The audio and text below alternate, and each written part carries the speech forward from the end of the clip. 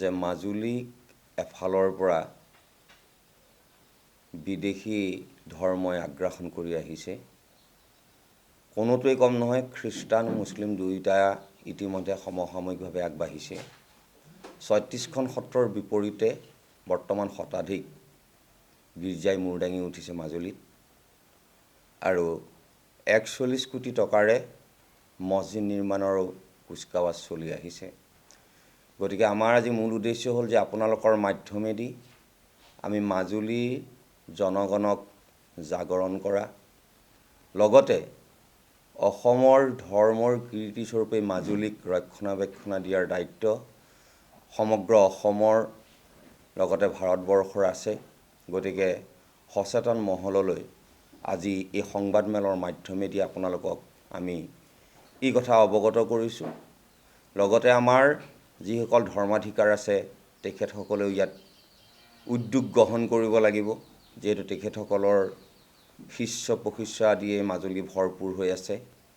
মাজুলী শংকৰদেৱ মাধৱদেৱৰ মিলন ক্ষেত্ৰ, ইয়াত সত্ৰ সংস্কৃতি এক উল্লেখনীয় দৃষ্টান্তমূলক যি সংস্কৃতি আছে, এই সংস্কৃতি অসমৰ বাহিৰত দেখিবলৈ পোৱা নাযায়।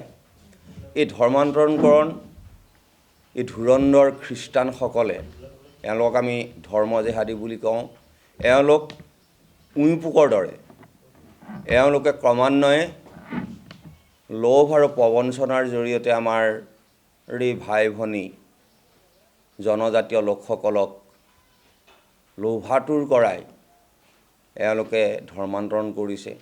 প্ৰথমে তেওঁলোকে শিক্ষাৰ পোহাৰ বিলাবলৈ বুলি কয়, কিন্তু শিক্ষাৰ পোহৰৰ ভিতৰত তেওঁলোকৰ মূল উদ্দেশ্য হ'ল যে তেওঁলোকক খ্ৰীষ্টানলৈ ধৰ্মান্তৰণ কৰা, যাৰ ফলশ্ৰুতিত যিসকলে খ্ৰীষ্টান ধৰ্ম গ্ৰহণ কৰিছে তেওঁলোকৰ জীয়ৰী বোৱাৰীয়ে তেওঁলোকৰ শিৰৰ সেন্দুৰ কপালৰ ফটো মোহাৰি পেলাব লগা হয়, যিটো অসমীয়া সমাজৰ সনাতন ধৰ্ম সংস্কৃতিৰ আটাইতকৈ মংগল প্ৰতীক। এই মংগল প্ৰতীকটো মোহাৰি পেলোৱা হয় মহিলাসকলৰ কপালৰ পৰা।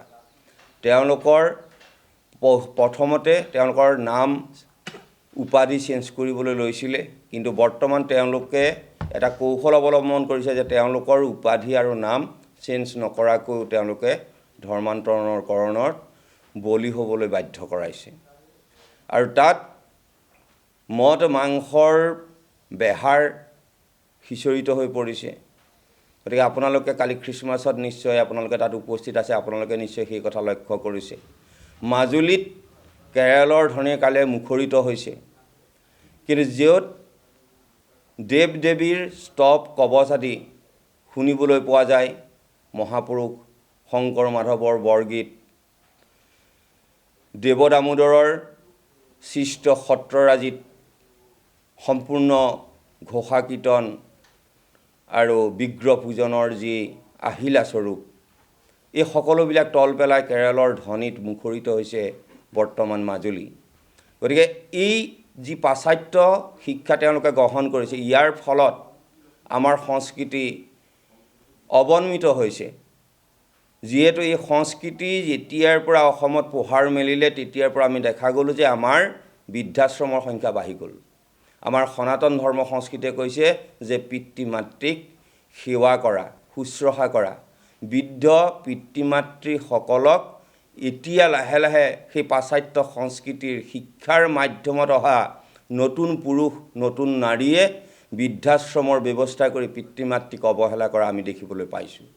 গতিকে আমি আপোনালোকৰ মাধ্যমেদি মাজুলীত বিশেষকৈ খ্ৰীষ্টানীতি আগ্ৰাসন ৰোধ কৰাৰ উদ্দেশ্য লৈ মাজুলীবাসীক আমি ওলাই আহিবলৈ কৈছোঁ। এইকাৰণে ওলাই আহিবলৈ কোৱা হৈছে যে যেতিয়া গণজাগৰণ হ'ব, ইয়াত চৰকাৰ বা প্ৰশাসনে আমাক কোনেও বাধা দিব নোৱাৰে। চৰকাৰ আৰু প্ৰশাসনে আমাক সুৰক্ষা প্ৰদানো কৰিব নোৱাৰে। তেওঁলোকে ধৰ্মান্তৰণ ৰোধ কৰিব নোৱাৰে যেতিয়ালৈকে সংবিধান সংশোধন নহয়, যেতিয়ালৈকে ধৰ্ম নিৰপেক্ষ শব্দ সংবিধানৰ পৰা আঁতৰ কৰাব নোৱাৰিব, তেতিয়ালৈকে তেওঁলোকে চৰকাৰে ইয়াত আমাক ফলপ্ৰসূ আঁচনি গ্ৰহণ নকৰে বুলি আমাৰ বিশ্বাস।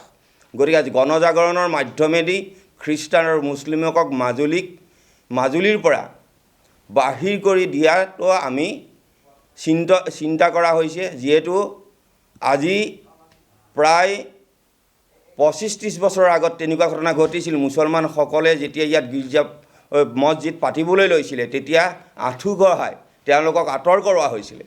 সেই ব্যক্তিসকলৰ যি আদৰ্শ আমি পাইছিলোঁ, আমি সনাতন ধৰ্মত অনুপ্ৰাণিত হৈছিলোঁ আৰু মাজুলীক সুৰক্ষা প্ৰদানৰ সংকল্প গ্ৰহণ কৰিছিলোঁ। গতিকে আমি এই সংকল্পৰ মাধ্যমেদি যাতে খ্ৰীষ্টান আৰু মুছলিমক আঁতৰ কৰিব পাৰোঁ, এই আজি সংবাদমেলৰ মূল উদ্দেশ্য আছিল।